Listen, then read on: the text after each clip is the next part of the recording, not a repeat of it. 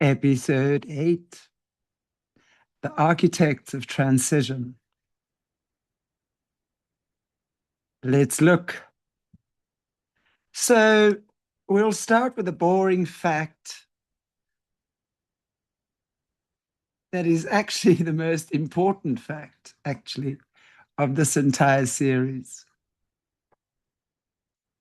Very important for us to remember going forward and looking back, actually. An architect does not build the house. The builder builds the house. The bricklayer lays the bricks. The electrician lays the wiring. The plumber sorts the pipes. The politicians, well, they just stand in front of the camera and cut the ribbon, don't they? But the architect, he's the one, or they're the ones, sometimes you have more than one,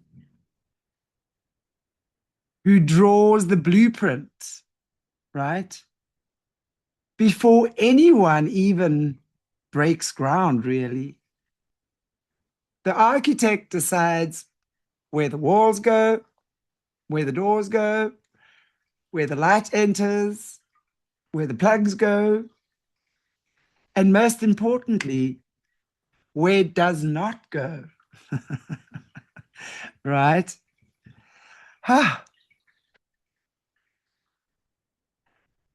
And here's the thing, actually. Nobody asks the person who will live in the house what they want. They just get handed the keys and say, welcome to your new democracy. Ooh, love the branding. Smart city. Fourth industrial revolution.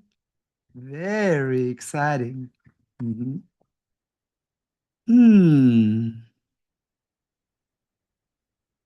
But you're not holding the keys to your house, are you? You're actually holding the lease to a smart prison with excellent Wi-Fi.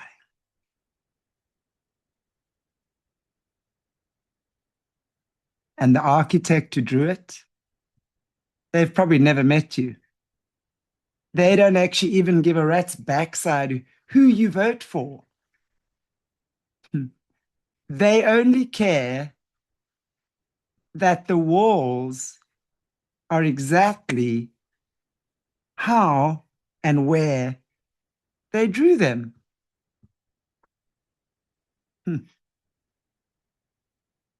So tonight, let's look at the blueprint. And then let me show you who's actually holding the pencil.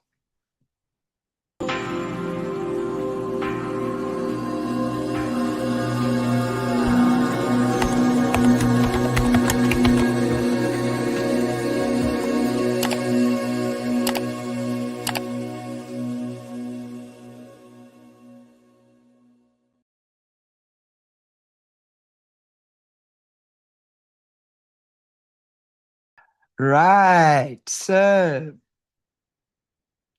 who are the architects? And again, I want to be very clear.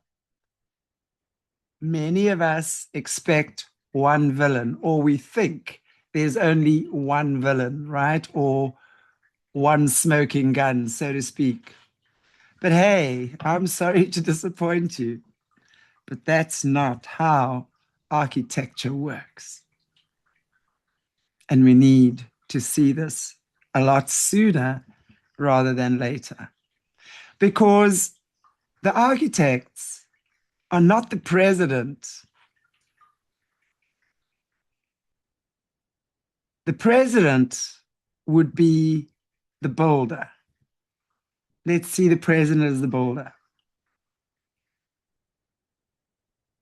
The architects are not the cabinet ministers or the cabinet either, right?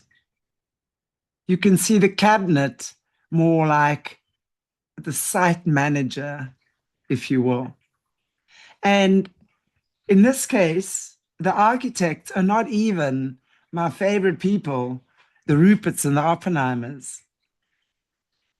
They are just property developers, really, within the system. They buy the land, fund the projects, take the profit, and do it very well. And they're very good at what they do, right? But who are the ones that actually draw this blueprint?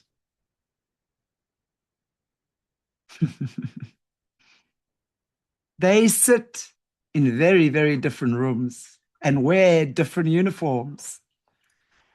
Their language they speak is that of stakeholder capitalism and inclusive growth and sustainable development. They attend conferences in Davos, wherever. Some of them even attend the 300 meeting. We all know on this channel what we're talking about there, right?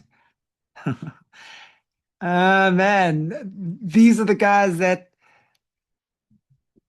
publish white papers at the Bank of International Settlements in Basel. They run centers for the fourth industrial revolution. They design central bank digital currencies. And they write the algorithms. Remember that. And who are we talking about, ladies and gents? None other than the World Economic Forum, right? They are the Bank of International Settlements, the BIS, the central bank of central banks. Like, I don't think there's anyone more central than them, right? They are the consulting firms that write the policy papers that become law before Parliament has read the executive summary.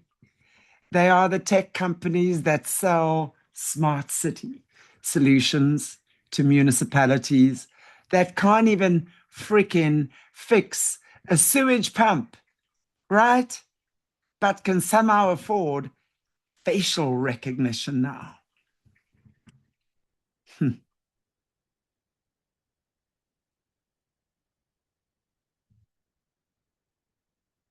Hydrate after that.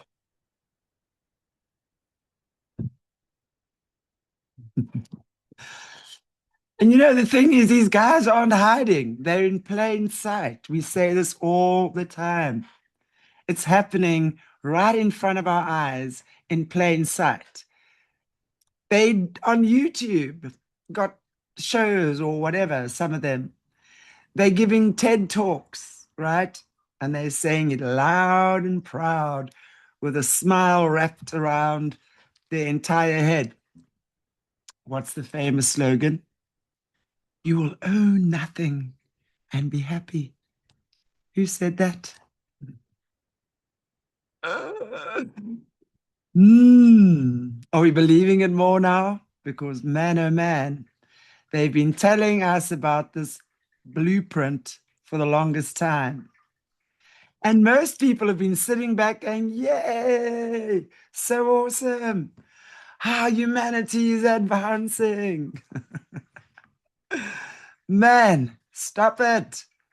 Jeez, we got to stop this nonsense already. Anyway, let's look at the 3 blueprints. Okay.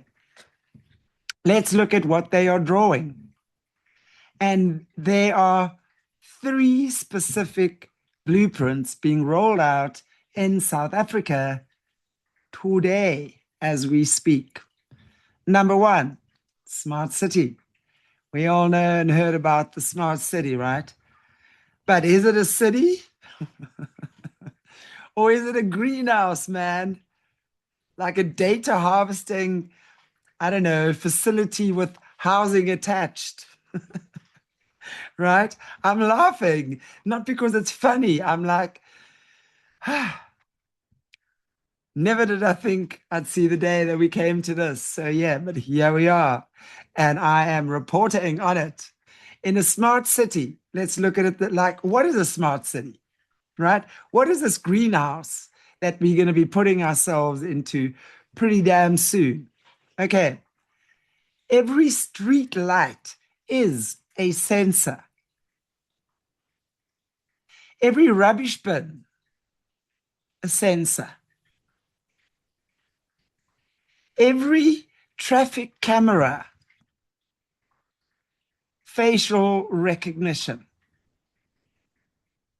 Every movement you make is collected, processed, and fed into an algorithm that predicts your behavior before you've even started to behave in that way.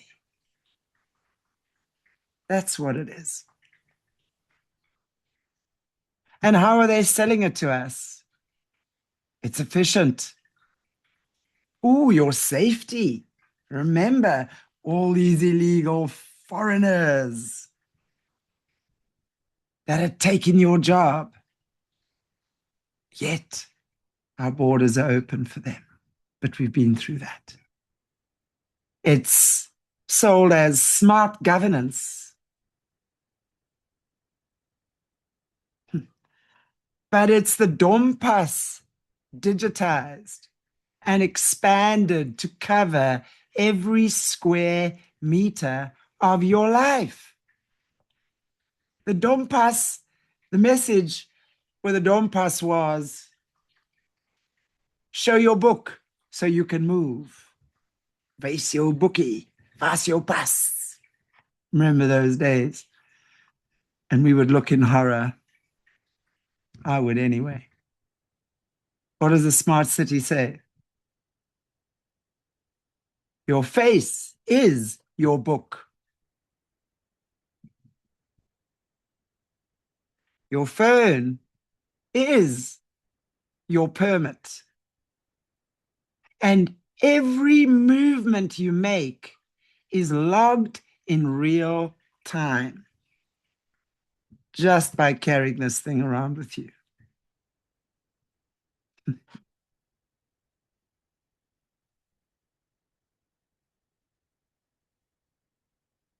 Are we scared yet? Joburg, Johannesburg has a smart city plan. Cape Town has a smart city plan. eThekwini has a smart city plan. And who are these contracts going to? They're not going to the local engineering companies or people who understand the soil. Oh, hell no. They're going to global tech firms that understand what? Data extraction. That's who these smart cities contracts are going to.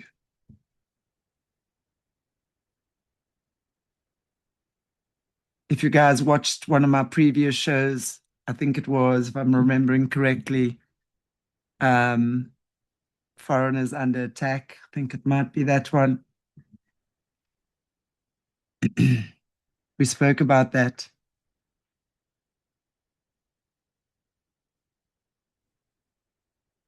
What's the second blueprint?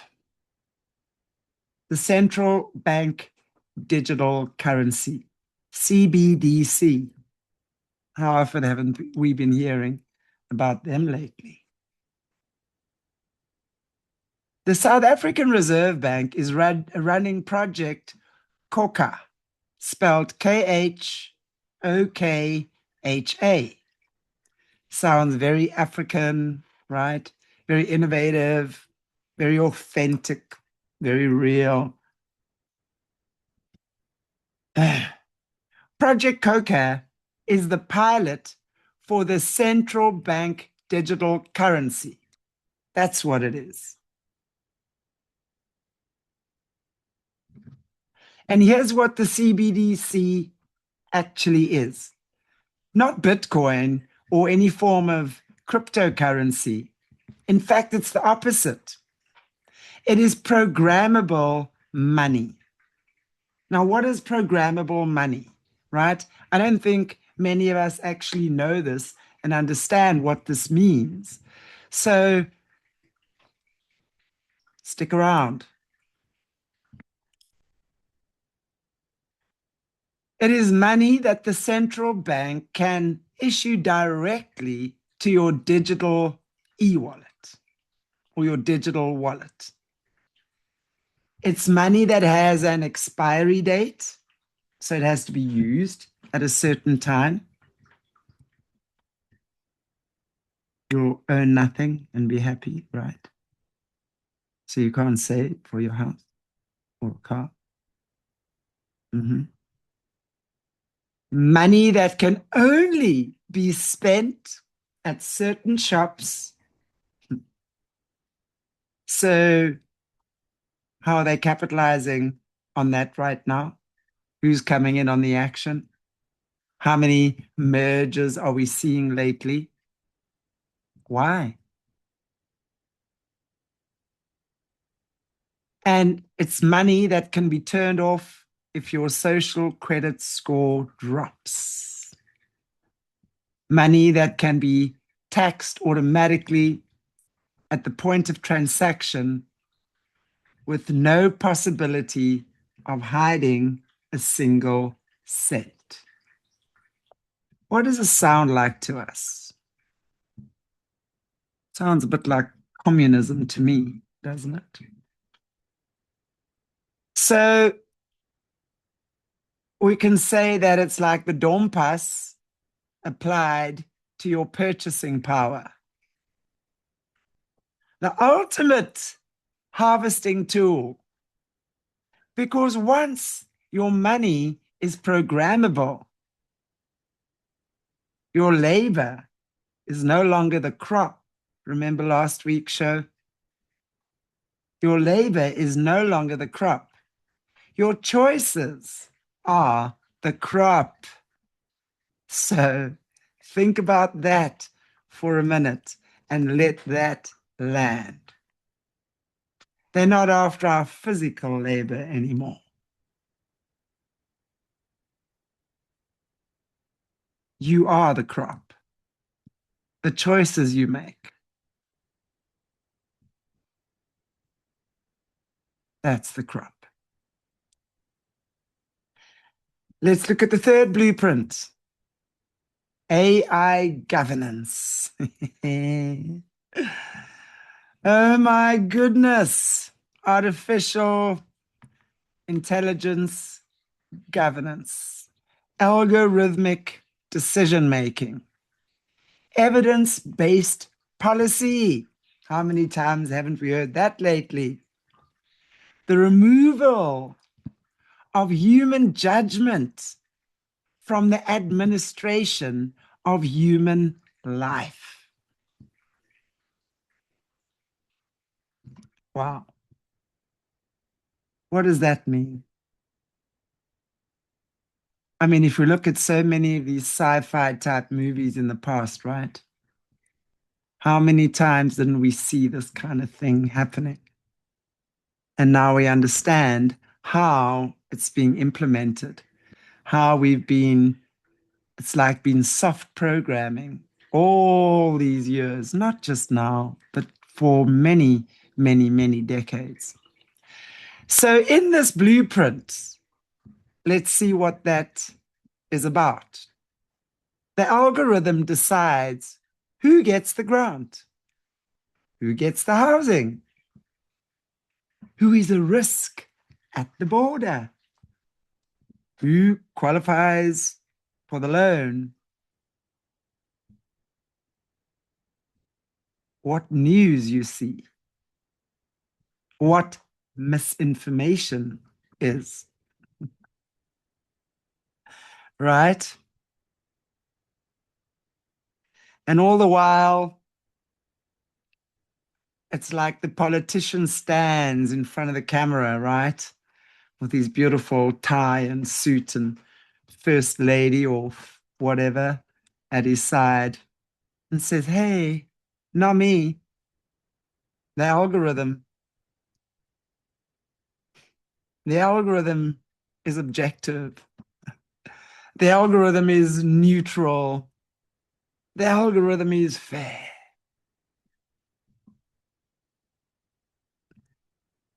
But who writes these algorithms?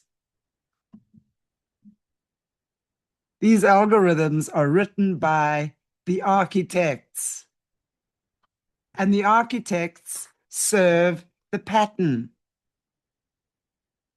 And the pattern requires that human beings no longer govern themselves, right? Because a self-governing human is a human who actually says no and can say no. But if you are not in the place where you've understood your power, you will not, I don't know, I can't say you won't. It's not going to be easy. And we can see how that's happening and has been happening, especially in the last 5 or 6 years, right? So important to stay sovereign. But it's so difficult in this time of digital age, the digital age, because everything is digital. So we've got to try and stay within the system, but stay connected and stay sovereign within the system. Okay, so let's look at the South African installation, actually. So you might want to know, hey, is this happening here? You might be asking that question. Is it really happening here? We don't see that. Many of us don't right now. Oh, yeah, it is. It is being installed, and it is coming. The the World Economic Forum, has a center for fourth industrial revolution right here in South Africa. And not as visitors, right? They are headquartered here. They are partnering with the South African government. They're running pilots and they are writing these policy frameworks right now as we speak. That's the truth of the matter. The Department of Home Affairs, the same department, right, that cannot issue an ID document without a queue that breaks the spirit and that has millions of illegal immigrants, right, in our country, is at the same time simultaneously rolling out a biometric digital identity system that links your face, fingerprints, your iris, and your digital wallet into one profile.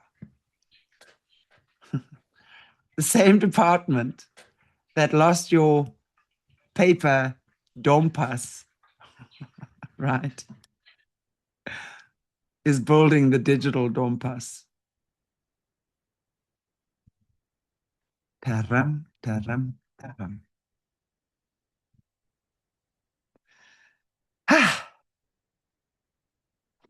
We need to see that South Africa is the guinea pig for the world.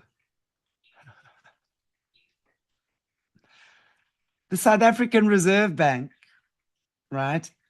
The same Reserve Bank that remained independent in 1994 so that the economic architecture, if you will, could continue, is now piloting the CBDC, Project Coca. And when it goes live, that rand or 100 rand in your pocket will not be yours. It'll be a token, a permit, if you will, a programmable allowance. That's what we're in for. And the smart cities, Joburg, Cape Town, wherever. Let's talk about Joburg. Joburg's plans includes thousands of surveillance cameras with facial recognition. Cape Town includes smart metering for water and electricity that can remotely be shut off. Guess what's in my garden? A water meter. Smart water meter.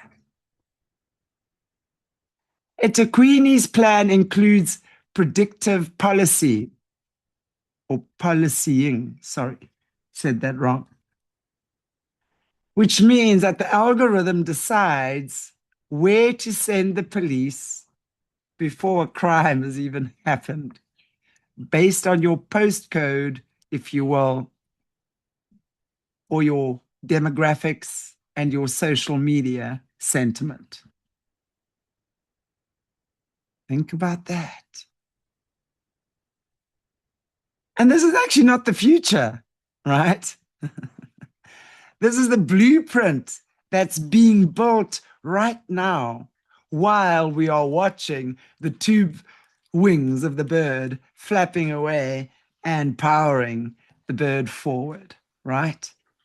The two wings, whether it's the ANC, the DA, the EFF, Dudula, Duduka, whatever, March, I don't know, March, whatever these parties are, and whatever theater they're performing this week, and whichever street they're stomping up and down with Zulu warrior outfits on.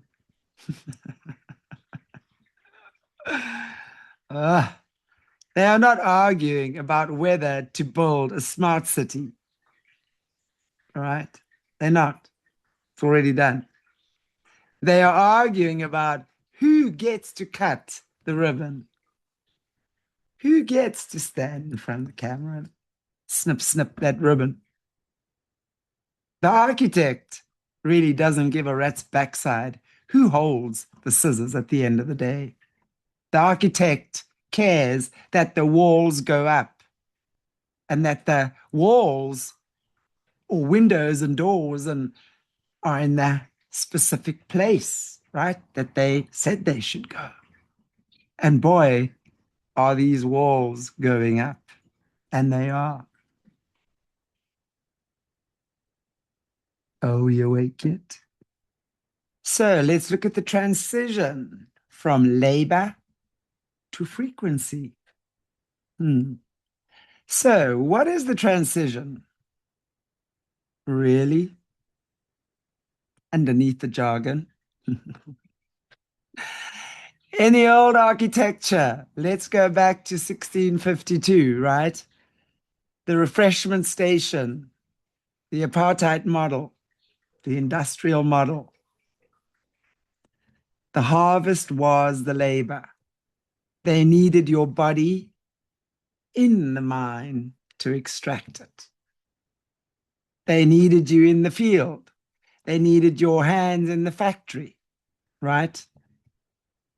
The dompas controlled your movement so your labor could be extracted at the right place at the right time. Right, it was a physical extraction. Now, in the new architecture, the smart city, right? The CBDC, the AI governance, the harvest is the frequency. They do not need your body in the mine anymore. No. The mines are now becoming automated, actually. So are the factories. How many factories here, especially in the clothing industry, actually, have we seen go down? I'm a farm child. How far has farming advanced technologically, if you will, since I was a child? The farm is now automated as well, right? So what they need now is your data, your attention, your behavior, your emotional state. Loosh, we talk about that a lot here. Your biometric signature, your purchasing patterns, your location history, everything. That's what they require.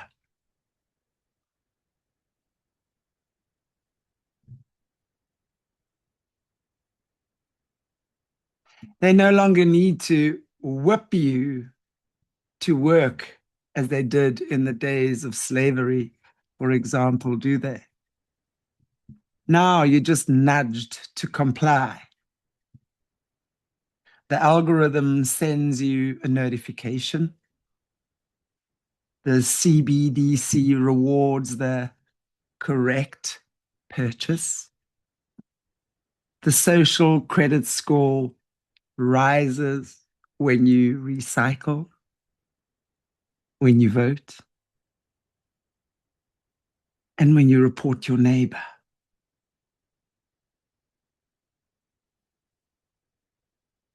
Yeah. And of course, you need to stay in your zone as well. That's what's happening. And again, this isn't slavery, right? We've already had that.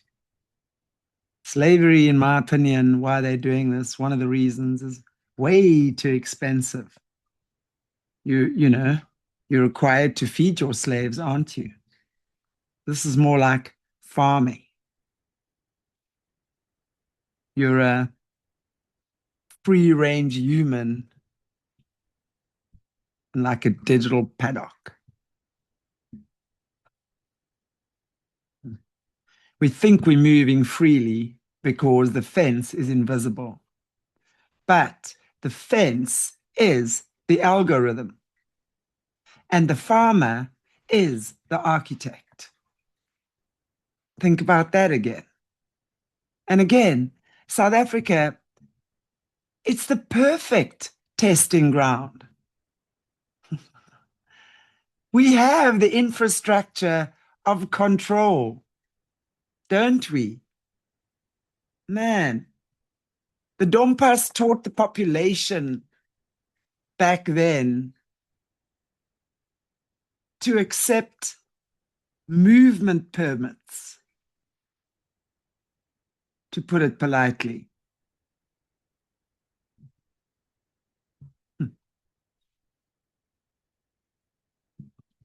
I mean, we have the economic desperation, right?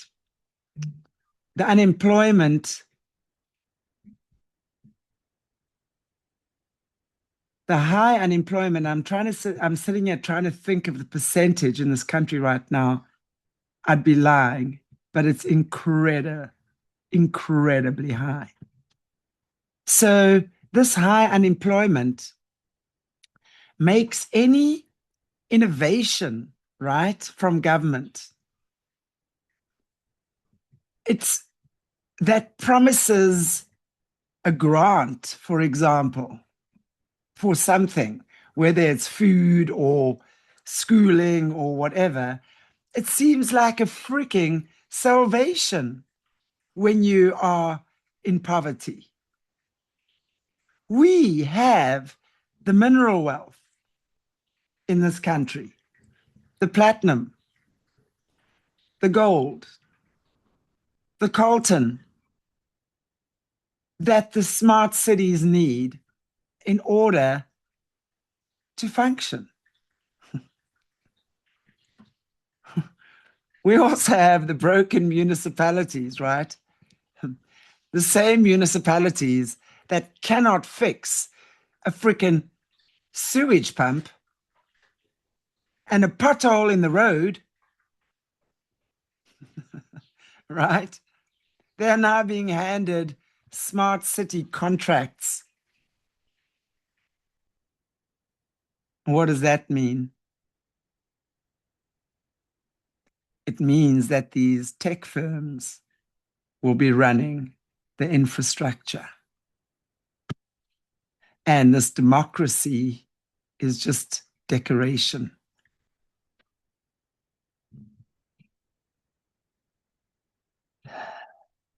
And the buildings, I mean, we all owned by algorithms, aren't we? And that's the transition from the refreshment station in 1652 to the smart city, where we are now. From the dompas to the digital soul. From labor extraction to total extraction. That's where we're at right now. So, what do? Do we riot? Not quite yet. First, we've got to do the work, right? Decode, dismantle, reorganize, choose. So, how do we decode this?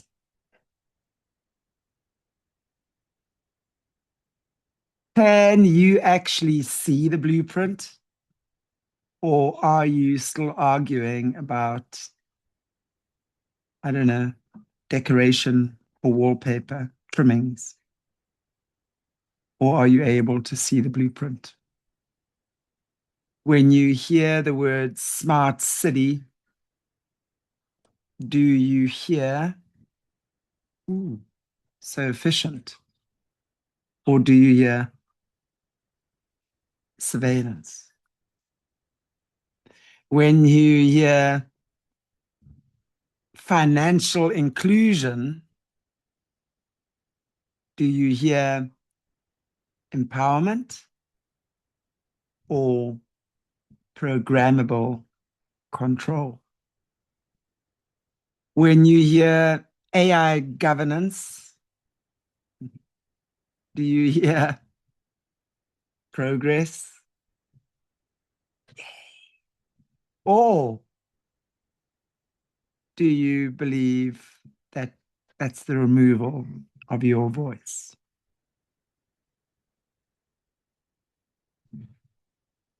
The architecture depends on your confusion. They do. So let's decode the language. What does stakeholder capitalism mean? That is, corporation governs. That's what that means. Public-private partnership. What does that mean? It means the public pays and the private profits. Smart means surveilled. Inclusive means captured. That's what that means. How do we dismantle this? Oof.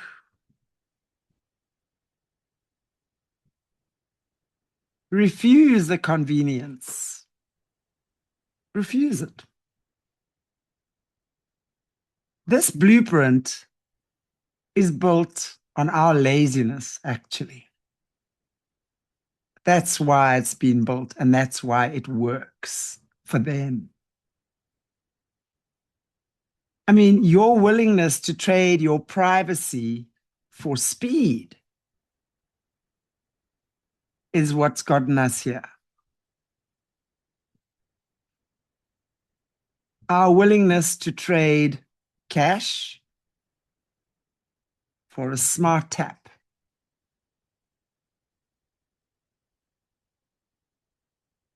and our willingness to trade pretty much human judgment for an app. What's happening with so many AI situations at the moment? We hear about that a lot. So I say, do not download the government app until we've actually read and understood all the terms and conditions.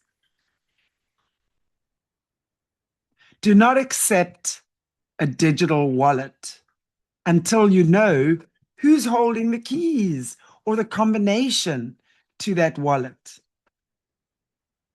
Don't smile into a facial recognition camera because it's easier. You know, the way I see it, it's like all of these conveniences, each and every one of them is like another brick in the wall. Pink Floyd, another brick in the wall. So we have to identify the architect. That's what we have to do.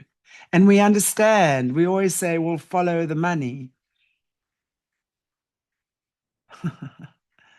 We know where the money is. We followed it there so many times, right? But what are we doing about it? What are we doing about it? You know, in my opinion, this is so not innovation. Project Coca, harvesting my purchasing power, and they're doing it. They're doing it. This is not being safe. We're not being kept safe like this. This is every one of our movements being harvested every second of the day. You'll own nothing and you'll be happy. Man. So, how do we reorganize? Well, you all know, if you've been watching my shows over at Solutions, the Ankara fieldwork is certainly not just about healing trauma. What it is, and you know, it's about reclaiming your unique God-given frequency from this algorithm. That's what you're doing. So by recognizing your patterns, understanding the hexagon and how it works, and that's the original frequency, that's the original patterning of this world, planet, dimension, who knows? I don't know. Maybe all over. I would imagine, yes. Right? And what I put out there, they're not relaxing techniques. And I think a lot of people get confused by that, although as well, it's frequency encryption. That's what it is. And I think that's probably the best way I can say it if we're talking in the language of today's modern world.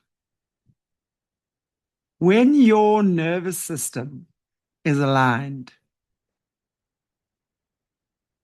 I don't want to say your entire, your biometric data is different. Your heart rate variability, if you will, changes. Your electromagnetic signature changes.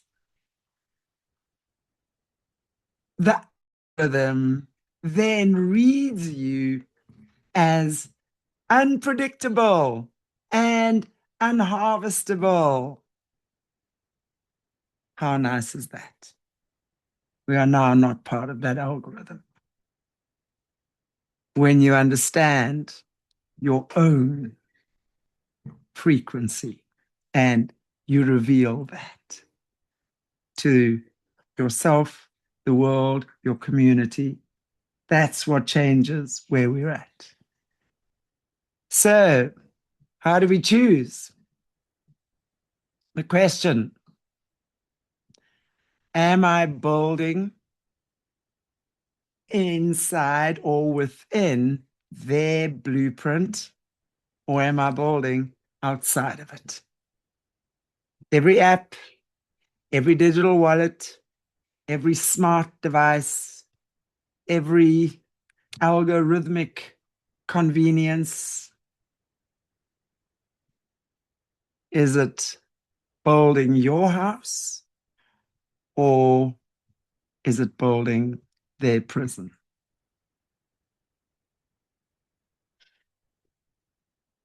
Choose outside and keep choosing outside. So,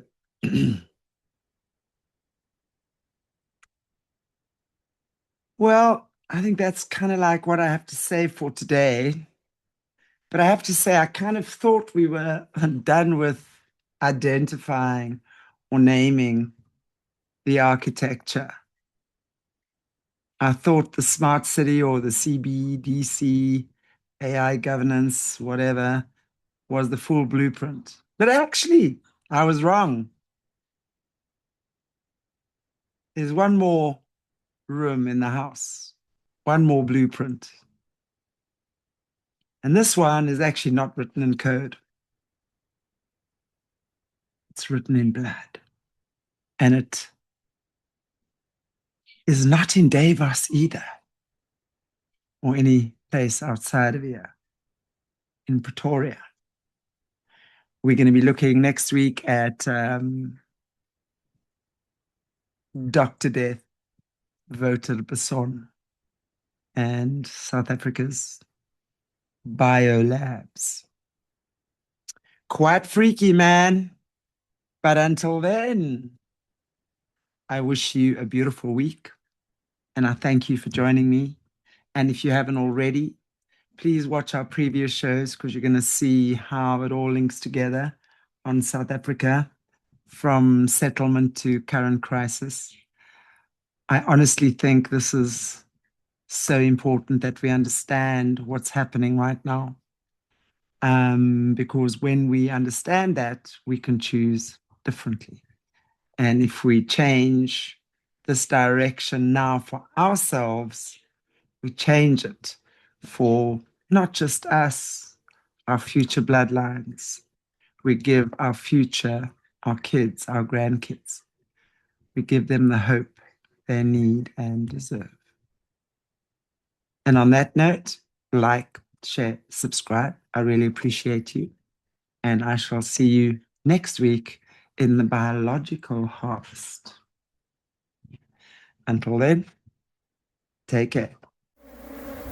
If this broke something open, if you recognized yourself in the testimony, if your body responded before your mind understood, the next step isn't more information, it's pattern work.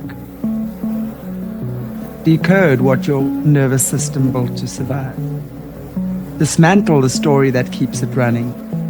Reorganize through the body and choose, actually choose, from the person you're becoming, not from the pattern that formed when you were too small to choose. That's Solutions, link below. The body is the record. Let's listen.